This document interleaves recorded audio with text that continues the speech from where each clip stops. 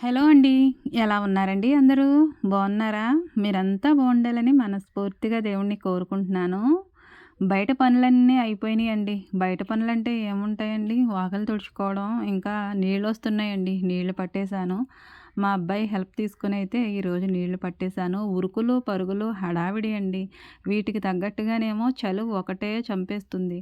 చలిలో బయట పనులు చేసుకోవాలంటే చాలా కష్టంగా ఉంటుంది. అయినా గానీ తప్పదు గదండీ! ఈ ఉరుకులు పరుగులు జీవితం ఏంటబ్బా! అని ఒక్కొక్కసారయితే ఇలా బ్రతకడం అంత అవసరమా అనిపిస్తుంది జీవితానికి. పిల్లలకైతే బాక్స్‌లోకి రాత్రే తరిగుంచుకున్నానండి దొండకాయలు. మళ్ళీ ఈ చలితోటి పొద్దున్నే ఈ దొండకాయలతోటి ఒక అరగంట పనుంటుందని నైటే తరిగేసి పక్కన పెట్టుకున్నాను. దాన్నయితే ఫ్రై చేస్తున్నాను. నేను మామూలుగా అయితే ఇగురు కూరలే వండుతానండి ఎక్కువ. అబ్బాయి 4 రోజుల కిందట అయితే దొండకాయ ఫ్రై చెయ్యమ్మా తినాలనిపిస్తుందని అడిగాడు. ఇంకా పిల్లలు అడిగిన తర్వాత అమ్మగా మనం చేయకుండా అయితే ఉండలేం కదండీ! ఇంకా స్కూల్లోనంటున్నారంట ఈ దొండకాయ ఫ్రై చేస్తూ ఉంటే నా పక్కనే మా అబ్బాయి ఉన్నాడు. ఇంకా నాతో మాట్లాడతాడండి పొద్దున్నే టైం కుదిరితే ఇలా నాతో ఊసులు చెప్తూ ఉంటాడు స్కూల్‌లో జరిగిన విశేషాలవిని. ఇంక నేను వంట చేసుకుంటూ అవి వింటూ ఉంటాను. అమ్మ మా ఫ్రెండ్స్ అందరూ కూడా "ఈ మధ్యనేంట్రా మంచి మంచి కూరలేసుకొచ్చేస్తున్నావు అంటున్నారమ్మా" అన్నాడు. నేను నిజమేనేమో అనుకున్నాను. అంటే వాళ్ళకిలా ఎక్కువ వెరైటీస్ అలాంటివి నేను పెట్టను. బాక్స్‌లోకి సరిపడగా కూర కమ్మగా చేసైతే పెడతాం ఒకటే వచ్చు కానీ నాకు వెరైటీలు చేసి పెట్టడం అయితే నాకు రాదండి. నాకు తెలియదు కూడా.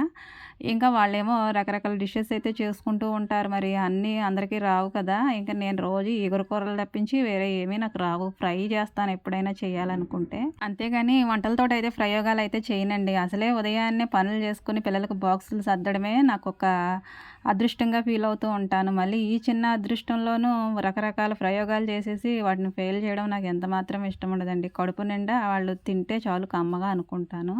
ఇంకా ప్రయోగాలు చేసే అంత తీరిక లేదు, అంత ఓపిక కూడా లేదండి. ఇంకా వాళ్ళైతే వెరైటీస్ ఏవో తెచ్చుకుంటూ ఉంటారంట. ఇంక నేనైతే ఒకటే చెప్పానండి. మా ఇంట్లో ఏముంటాయో మా అమ్మ అవే వండుద్ది మా కోసం. ఇంకా వెరైటీస్ అలాంటివి మా అమ్మకు తెలియదురా అని చెప్పమన్నాను. అమ్మ ఆ విషయం నువ్వు నాకు చెప్పాలా ఏంటి? నాకు ఆల్రెడీ నేను వాళ్ళకి సమాధానం చెప్పే వచ్చానన్నాడు. ఇంకా ఆ మధ్యనైతే ఇంట్లోనూ ఎక్కువగా ఈ దొండకాయలు, ఇంకా చిక్కుడుకాయలు, వంకాయలు ఇవి చాలానే ఉన్నాయి. అత్తయ్య ఒక దగ్గర కొనేసి తీసుకొచ్చారు. నేనేమో ఇంటి దగ్గరకొచ్చిన బండతని దగ్గర తీసుకొచ్చాను. ఇంక ఏం చేస్తామండి ఎడాపెడా అవే కూరలతోటి ఒక 4 రోజులైతే పిల్లలకి బాక్సులు, మాకు ఇంట్లో తినడానికి కూడా అవే చేశాను. ఎందుకు ఈ విషయం చెప్తున్నానంటే గొప్పలకు పోయి స్కూల్లో పిల్లలకి అందరి ముందు బిల్డప్ ఇచ్చుకోవడానికి అవి ఇవి చేసి పెట్టమని పిల్లలు అడగరు. అలాగని నేను కూడా వాళ్ళ ముందు మనమెందుకు తక్కువగా ఉండాలి, మనకి ఉన్నంతలోనే ఏదో ఎక్కువ చేసి పెట్టాలన్న ఆలోచన కూడా నాకు రాదండి. మనం ఇంటి దగ్గర ఏం తింటామో పిల్లలు కూడా అదే తింటారు స్కూల్లో. ఇంకా మన పరిస్థితిని బట్టి మనం ఉండాలి. అంతేగాని ఎక్కువగా వెళ్ళిపోతే అంత మంచిది కాదు కదా! పిల్లలకి నేను అదే నేర్పిస్తూ అయితే అలా పెంచి ఇంతవరకైతే వచ్చారండి వాళ్ళు. ఇంకా ఈ చిన్న విషయానికైతే టాపిక్ డైవర్ట్ అయిపోయింది. ఇంకా నేను అన్నం అయితే ఎసరులో వేసేసానండి బియ్యము. ఒకవైపునైతే దొండకాయ వేపుడు మగ్గుతూ ఉంది. ఇంకా నేను టిఫిన్‌కి రెడీ చేసుకుంటున్నాను. ఇడ్లీ పిండైతే కలుపుకుంటున్నాను. ఉదయాన్నే కలుపుతానండి ఇడ్లీ పిండి ఉప్పేసి. నైట్ అంతా కూడా ఫ్రిడ్జ్‌లోనే ఉంటుంది. ఇంకా చట్నీ కోసమైతే పల్లీలు, ఇంకా పుట్నాల పప్పు కూడా వేయించుకొని పక్కనైతే పెట్టుకుంటాను. ఆ తర్వాత దాన్ని కూడా రుబ్బేసుకుంటానండి. ఇంకా చట్నీల్లోకి మనకింకా అంత లోకువగా కనిపించేదేంటంటే పల్లీలే గదండీ! ఇంకా అందుకని పల్లీ చట్నీయే చేసేస్తున్నాను. ప్రతి టిఫిన్‌లోకి కాంబినేషన్‌గా పల్లీ చట్నీ అయితే బావుంటుంది గదా! అదే పిల్లలు ఇష్టంగా తింటారనేసి ప్రతిసారి అదేనండి ఎక్కువగా చేస్తూ ఉంటాను. ఇలా నేను వంటలు చేసుకుంటూ పిల్లలనేమో స్కూలుకి పంపించుకుంటూ, ఇంకా వాళ్ళెళ్ళిన తర్వాత ఉండిన మిగిలిన పనులు చేసుకుంటూ మీతో అయితే ఒక మంచి విషయాన్నయితే షేర్ చేసుకోవడానికి వీడియో అయితే చేశానండి. ఇంకా నేనేమనుకుంటానంటే నా వీడియో ఎవరికి అవసరమో వాళ్ళకి ఖచ్చితంగా తప్పకుండా చూపించనైతే దేవుడిని కోరుకుని మరీ అప్లోడ్ చేస్తానండి. ఎందుకంటే నా మనసుకు తగినట్టుగా ఆలోచించే వాళ్ళు కూడా కొందరుంటారు కదా! వాళ్ళకి దగ్గరికైతే ఈ వీడియో పంపించమనైతే నేను ప్రతిసారి వీడియో చేసినప్పుడల్లా కోరుకుంటూనే ఉంటాను. గత 2 సంవత్సరాలుగా వీడియోస్ చేస్తూ ఉన్నాను. ఎక్కడున్నది అక్కడే ఉంది ఛానలు. పర్వాలేదులెండి గ్రోతింగ్ లేకపోయినా పర్వాలేదు. కానీ ఇద్దరు ముగ్గురికైనా మంచిగా వీడియో వెళ్తే సరిపోతుందనైతే నాకనిపిస్తుంది. ఎందుకంటే నాలా ఆలోచించేవాళ్ళు ఆ ఇద్దరో ముగ్గురైనా ఉండకపోతారా అని ఒక చిన్న ఆశ అయితే ఉందండి. ఇంకా వీడియోలోకెళ్తే ప్రతిరోజు ఇవే పనులు గదండీ! ఈ పనులు చేసుకుంటూనే మన జీవితాన్ని అలా వెళ్ళదీసేయాలి. ఆడపిల్లలు అదృష్టవంతులో లేదంటే దురదృష్టవంతులో నాకిప్పటికీ అర్థం గాని ప్రశ్నేనండి. ఎందుకంటే అదృష్టంలోనూ ఉంటారు, దురదృష్టంలోనూ కూడా ఉంటారు. ఇంకా ఏదెక్కువగా ఉందంటే మన జీవితంలోనూ అన్నీ ఎక్కువేనండి. అదృష్టాలుంటాయి, దురదృష్టాలుంటాయి. ఒక్కోసారి ఒక్కో విధంగా అయితే మన జీవితం తారుమారైపోతూ ఉంటుంది కదండీ! ఇంకా జీవితం అనేది ఎప్పుడూ ఒకే విధంగా ఉండదండి. ఆటుపోట్లనేవి జీవితంలో జరుగుతూనే ఉంటాయి. ఇంకా సముద్రంలోకి వెళ్ళిన పడవ తిరిగొస్తుందంటే అది ఎప్పుడుకొస్తుందో దానికే తెలియాలి. ఆ పడవ నడిపే వ్యక్తికే తెలియాలి. ఇంకా మన జీవితం కూడా అంతేనండి. ఒక్కసారి పెళ్ళైన ఆడపిల్ల జీవితం ఏంటంటే సముద్రంలోకి వదిలేసిన పడవ లాంటిదేనండి. అదే ఆటుపోట్లకి అలా భరించి, భరించి తట్టుకొని ఎప్పటికో తన గమ్యాన్నయితే చేరుకుంటూ ఉంటుంది కదా! ఇంకా మనం గూడా అంతే. ఇక ఈ జీవితం అనే సముద్రంలోనూ మనం ఎంత ఈదినా గానీ ఒడ్డు ఎప్పటికీ కనపడదండి. ఎప్పటికి కనిపిస్తుందో అప్పటికి మనం లైఫ్ అనేది ఎలా ఉంటుందో ఏంటో కూడా తెలీదు. ఊహించలేము. కానీ కనిపించని ఆ జీవితం కోసం ప్రతిరోజు పోరాటం చేస్తూనే ఉంటాము. అలానే బ్రతికేస్తూ ఉంటామండి. మన జీవితాల్లోకి సంతోషాలు వస్తాయి, కష్టాలు వస్తాయండి. కానీ కష్టం వచ్చినంత ఇదిగా సంతోషమైతే రాదు. ఒకవేళ వచ్చినా గానీ అది ఎక్కువగా అయితే మన దగ్గర ఉండదు. కానీ కష్టాలు మాత్రం కలకాలం మనతోనే ఉంటాయండి. కన్నీళ్ల రూపంలోనూ కష్టాలైతే మనల్ని ఎప్పుడూ వెంటాడుతూనే ఉంటాయి. అసలు మనిషికున్నంత కష్టం మరి వేరే ఏ జంతువుకి ఉండదు, ఏ పశువుకి కూడా ఉండదండి. కానీ జీవితం మనిషిది చాలా విలువైంది కాబట్టే ఇన్ని కష్టాలు కూడా మనిషికే వస్తాయి. పశువుల జీవితం బాగుంటుంది. వాటిలా పుడితే బాగుండనిపిస్తుంది. పక్షులను చూసినా గానీ అలాగే అనిపిస్తుందండి. కానీ వాటికుండే బాధలు వాటికుంటాయి. ఏ ఎవరికుండేది వాళ్ళకే ఉంటుందండి బాధ. సుఖంగా అంటూ ఈ భూమి మీద ఏ ప్రాణి కూడా బ్రతకడం అసాధ్యం అండి. ఇంకా మనిషి పుట్టిన మనమైతే జీవితం అంతా కూడా చాలా పోరాటాలతోనే మొదలవుతుంది, సాగుతుంది, అలాగే ముగుస్తుంది కూడా.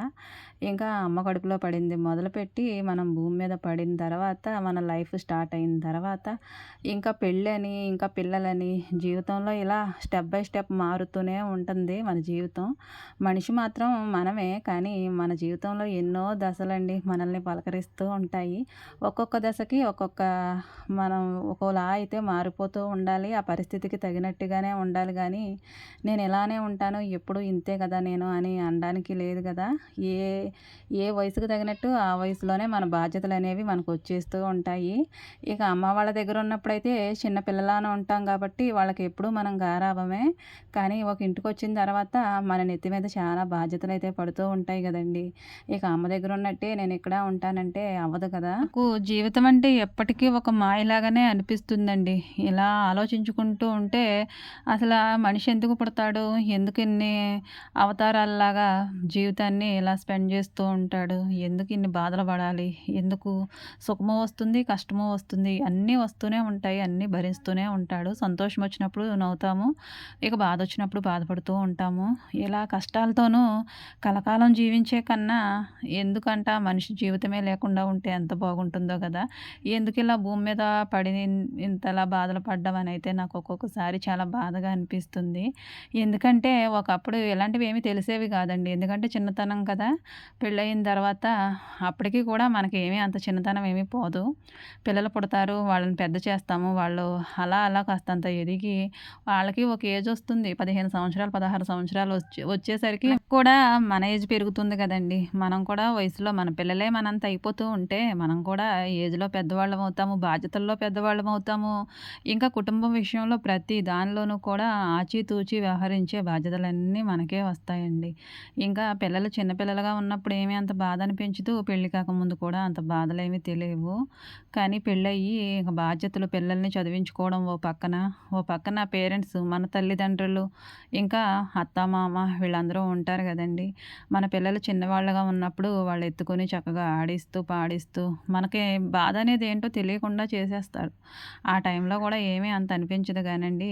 ఇక జీవితంలో అలా ముందుకు వస్తూ ఉంటే ఇక ఒక్కసారిగా కుదేలుమనిపోతుంది జీవితం. అదే అమ్మ వాళ్ళు, అత్తయ్య, మామయ్య వాళ్ళు ఇంకా వయసులో పెద్దవాళ్ళయిపోతారు గదండీ! మనం పెద్దవాళ్ళమైతే వాళ్ళ ఏజ్ కూడా ఆగుతుందా? ఆళ్ళు కూడా పెద్దోళ్ళయిపోతారు కదా! ఇంకా ఇష్టంగా ప్రేమిస్తాం మనం అమ్మా, నాన్నని. ఇంకా అలాగని ఆ అత్తయ్య, మావయ్యని ప్రేమించకుండా అయితే ఉండలేం కదా! అంటే కొందరికి నచ్చొచ్చు, నచ్చకపోవచ్చు. నేను మాత్రం అమ్మ, నాన్న ఎంతో అత్త, మామ కూడా అంతే అనుకుంటాను. ఇక వాళ్ళకి, వీళ్ళకి తేడా ఏమీ నాకు తెలీదు. ఇక్కడుంటే అత్తయ్య, మామయ్య, అక్కడికెళ్తే అమ్మ, నాన్న.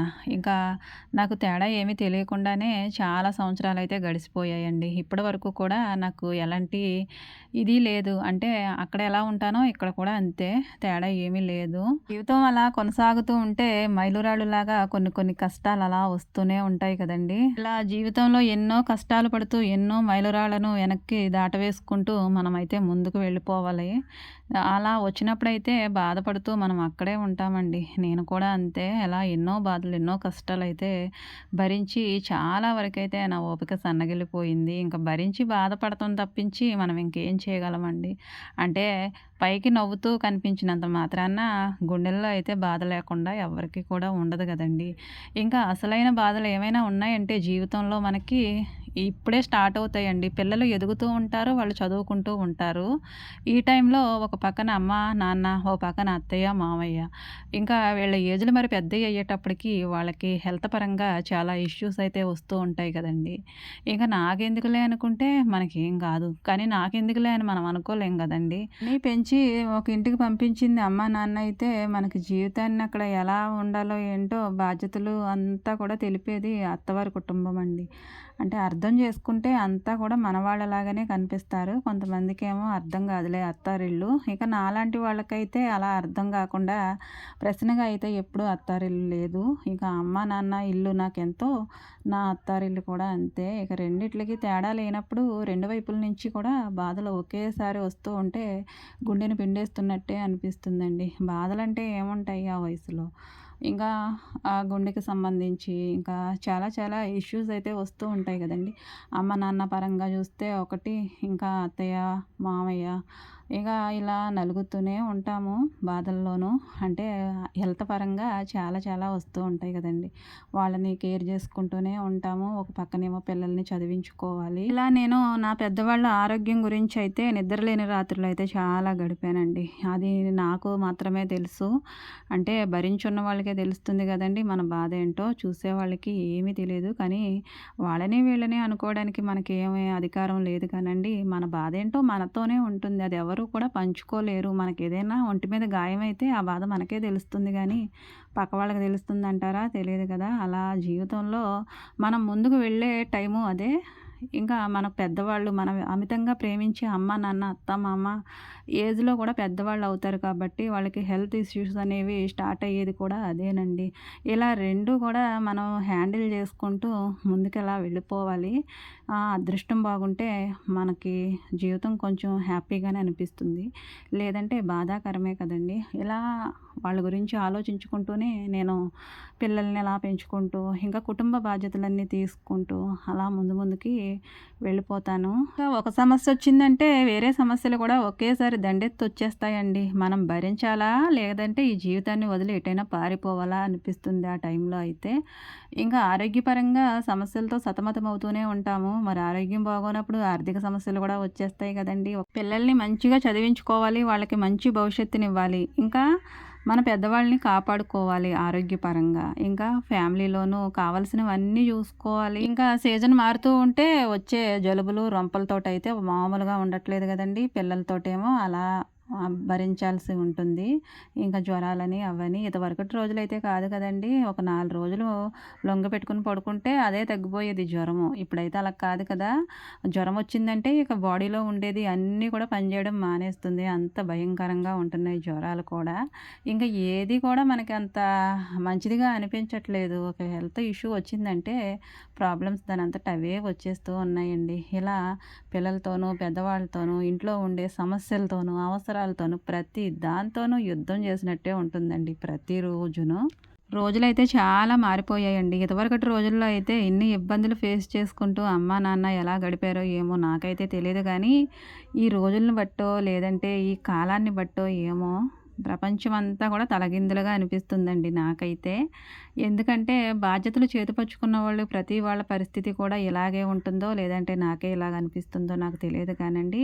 జీవితాన్ని త్రాసులో పెట్టి తూసినట్టు అలా ఊగిసలాడుతూ ఉంది. అటు బ్యాలెన్స్ అవ్వాలా, ఇటు బ్యాలెన్స్ అవ్వాలా అనేసి.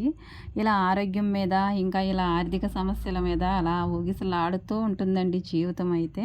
ఆర్థికంగా ఎన్ని ఒడిదుడుకులొచ్చినా గానీ, వాటిని ఏదో విధంగా నిలదొక్కుకోవడానికే చూస్తాం గానీ, ఆరోగ్యం బాగోకపోతే మనం ఏం చేయగలమండి? ఎందుకు పనికిరాని వాళ్ళం గదా మనం. ఆరోగ్యంగా బాగున్నంత కాలమేనండి ఈ జీవితం.